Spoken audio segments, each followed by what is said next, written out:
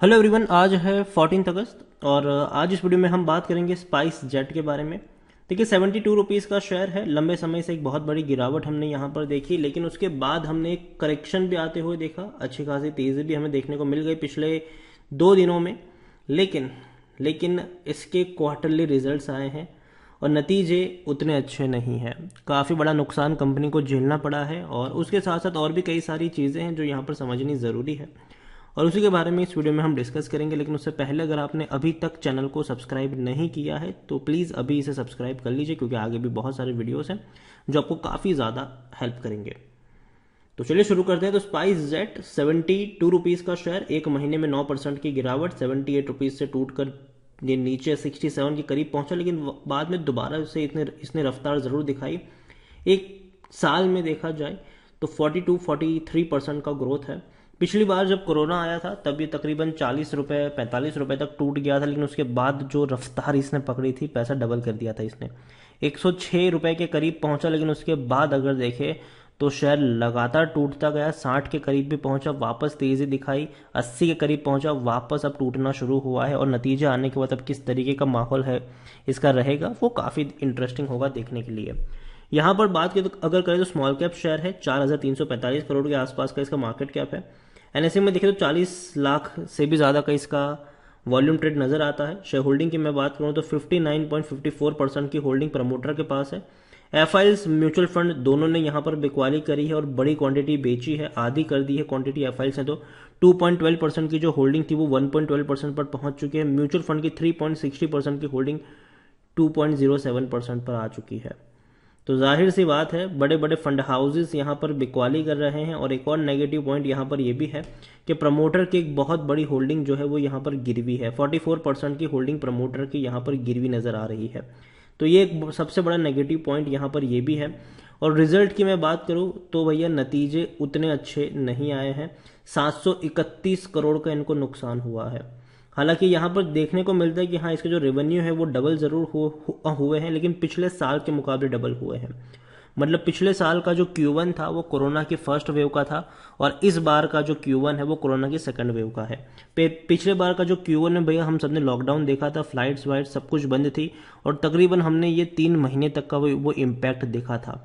तो जाहिर सी बात है रेवेन्यू ज़्यादा देखने को मिलने वाले थे नहीं और सिर्फ 521 करोड़ का ही इनको रेवेन्यू हुआ था। इस बार का जो रेवेन्यू है वो 1125 करोड़ का है, जो देखने में लगता है कि डबल है, लेकिन एक्चुअल में वो कम है। क्योंकि अगर पिछले ही क्वार्टर की मैं बात करूं, मार्च की ही मैं बात करूं, तो पिछले मार्च क्वार्टर में रेवेन्यू 1880 करोड़ का था। तो देखा जाए तो भैया पिछले क्वार्टर में जो रेवेन्यू था वो 1880 करोड़ का था और इस बार का रेवेन्यू 1125 करोड़ का है। हालांकि एक्सपेक्टेड था, क्योंकि देखिए Q4 जो था वो डेफिनेटली कोरोना से हम ये मान चुके थे कि भैया हमने हरा दिया है, लोग घूमना शुरू कर चुके थे। और Q1 क्वार्टर वो था जब कोरोना की सेकंड वेव आई थी और वो पहले से ज़्यादा डरावनी थी और ऐसे में लोग ट्रैवल करना बंद कर रहे थे। तो वो चीज़ भी यहाँ पर समझनी है। नुकसान की मैं बात करूँ तो भैया 731 करोड़ का इनको नुकसान हुआ है इस क्वार्टर में। पिछले साल 600 करोड़ का नुकसान था। तो पिछले लगातार अगर देखा जाए तो जब से कोरोना आया है तब से लेकर अब तक पिछले 5 क्वार्टर से कंपनी लगातार बड़े नुकसान में है अभी हाल फिलहाल में। तो ये चीज़ भी यहाँ पर समझनी होगी कि कंपनी अभी भी बहुत बड़े नुकसान से जूझ रही है। कंपनी बिजनेस ऑपरेशन में significantly hit during the quarter due to continually impact of कोविड-19 which had seriously impact travel demand. तो देखिए भैया लोग नहीं जा रहे, कहीं घूम नहीं रहे हैं। जनरली जो इनका रेवेन्यू आ रहा है वो जनरली आ रहा है लॉजिस्टिक से ही आ रहा है। देखिए companies logistic platform Spice Express earn net profit of 30 crore. Revenue from the segment surge 285% to 473 crore for 116 crore. देखिए पहले क्या था कि पहले लॉजिस्टिक्स से बहुत ही कम रेवेन्यू था, लेकिन अभी यह है कि वहां से रेवेन्यू बढ़ गया है इनका। लेकिन जो मेन रेवेन्यू वाला स्ट्रीम है वो भैया पैसेंजर है और वही अभी यहाँ पर नहीं है। और दूसरी जो सबसे बड़ी दिक्कत इनके लिए पैदा हुई है वो ये है कि भैया अब राकेश झुनझुनवाला भी उतर रहे हैं एविएशन में। तो कहीं ना कहीं एक बहुत बड़ा सेटबैक इनके लिए भी हो सकता है। और इंडिगो तो भैया डोमिनेट कर ही रहा है यहाँ पर। तो स्पाइस जेट पहले क्या था कि देखो पहले इंडिगो था फिर स्पाइस जेट का था, ठीक है, लेकिन अब झुनझुनवाला भी आ रहे हैं यहाँ पर। और अगर उन्होंने भैया बाजी मार ली। हालांकि जो मार लेंगे, क्योंकि डेफिनेटली जो मैनेजमेंट है वो काफ़ी स्ट्रांग है उनके एयरलाइंस का, और स्पाइस जेट अभी भी उतना अच्छा परफॉर्म नहीं कर पा रहा है, और ये सबसे बड़ी प्रॉब्लम यहाँ पर है। According to Moneycontrol user 100% लोग यहाँ पर खरीदने की बात करें, बेचने की बात कोई नहीं कर रहा है। हर कोई कह रहा है कि खरीदो खरीदो खरीदो खरीदो, डरने की जरूरत नहीं है।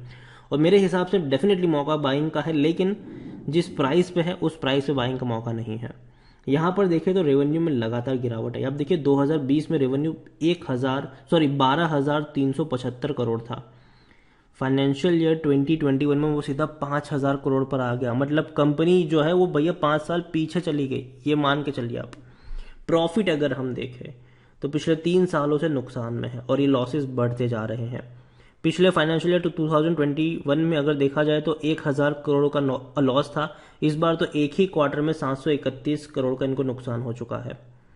तो सिचुएशन उतनी अच्छी नहीं है जितनी प्रिडिक्ट की जा रही है। दूसरी तरफ अगर मैं आपको इनके शेयर होल्डिंग पैटर्न दिखाऊं जो बहुत कुछ बताती है, अगर आप देखें तो प्रमोटर की जो होल्डिंग गिरवी है वो बहुत ज़्यादा देखने को मिली है, और जो सबसे हैरान करने वाली बात है वो म्यूचुअल फंड की है। म्यूचुअल अभी ज़्यादा दूर की भी बात नहीं है, 3 क्वार्टर पहले सितंबर 2020 की अगर मैं बात करूं तो वहां पर म्यूचुअल फंड की होल्डिंग 8% से भी ज़्यादा की थी। आज म्यूचुअल फंड की होल्डिंग हो चुकी है 2% की। डोमेस्टिक वाले यहां से भाग चुके हैं। फॉरेन वालों की मैं बात करूं तो फॉरेन की जो होल्डिंग थी वो अभी दिसंबर में ही 2.31% की थी, जब कोरोना नहीं आया था, और अभी फॉरेन वालों की होल्डिंग हो चुकी है 1.12% की। तो खरीद कौन रहा है इसको? खरीद रहे हैं भैया रिटेल वाले। रिटेल वालों के पास सिर्फ 18% की होल्डिंग थी। आप देखिए 18% की होल्डिंग रिटेल वालों के पास थी, और अदर पार्टीज के पास तकरीबन 13% की होल्डिंग थी। और अभी रिटेल वालों की होल्डिंग अगर हम देखें तो वो 24% है, और अदर पार्टीज वही 13 के आसपास ही है। मतलब म्यूचुअल फंड ने जो भी शेयर्स बेचे हैं वो सभी खरीद लिए हैं रिटेल इन्वेस्टर, आप और हमारे जैसे लोग।